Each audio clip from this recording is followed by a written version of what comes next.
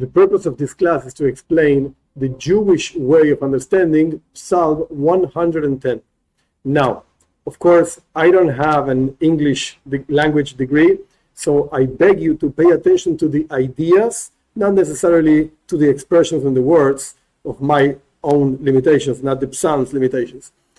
Now, our sages explain this Psalm in two possible ways. There are more actually, but mainly two ways. Either it's talking about Avraham Avinu, Abraham, or it's talking about David HaMelech, King David. How do you see this into the text? So I'm going to read for you the Hebrew text, the original text, and then I'm going to translate. Again, I'm not a perfect English speaker and learner, etc., etc. And we're going to see in each verse how it can be referring to Abraham or to David. Let's go. Psalm 110. LeDavid mizmor ne'um adonai ladoni shev lemini adoshi soivecha adam leraglecha. The psalm is saying, let David can be translated by David, that he wrote the psalm, or let David for him. That means somebody else wrote it, or somebody else actually sang it for him, talking about him. So let David again. Mizmor, it's a song, says the Lord, God. Ladoini, to my master, to my Lord. That means the first time it says Lord is with a capital L. It's talking about God. Second time that it says Lord is with a regular L. It's not talking about God. It's talking about something else, somebody else, either Abraham or David. Sit to my right. That's how most of the people translate. However, if it's talking about Abraham, the real translation is wait until my salvation that comes from the right of God. So sit doesn't mean sit, to sit down, means to wait. Wait for my salvation. That's if we're talking about Abraham. If we're talking about David HaMelech, King David, he's saying something very interesting. King David came after King Shaul. Now, King Shaul belonged to the tribe of Binyamin. They are called Yeminim, Binyamin. So God is saying, wait, Shev liyamini, wait until Shaul HaMelech finishes his kingship, and your kingship can actually start. Until when do you have to wait? Until I put all your enemies as your footstool. Verse number 2.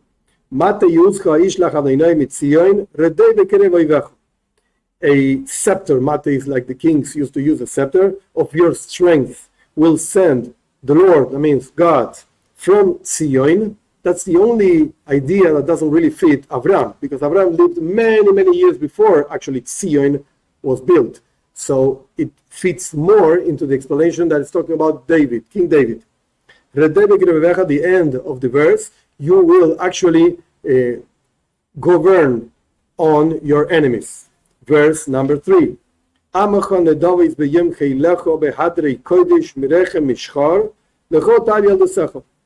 Your people will actually willingly give for you in the day of your battle, in the day of your strength. That can be talking about Abraham fighting with the 4 kings when he recovered actually Lloyd, his nephew, etc., etc. Or he's talking about David HaMelech fighting some of his wars.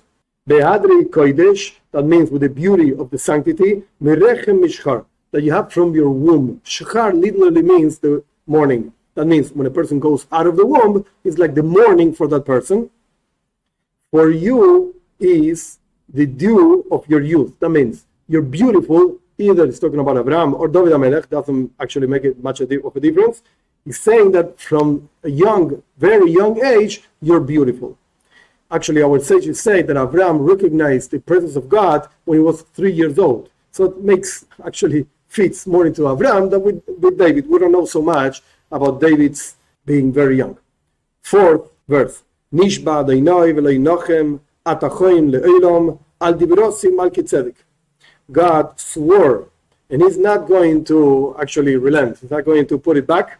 Atachoim le'olam. You, people translate the word kohen over here as priest. But the truth is that we find other places, like in Shmuel, in the second book of Shmuel, in chapter 40, that it says that the children of David HaMelech, King David, were Koyanim.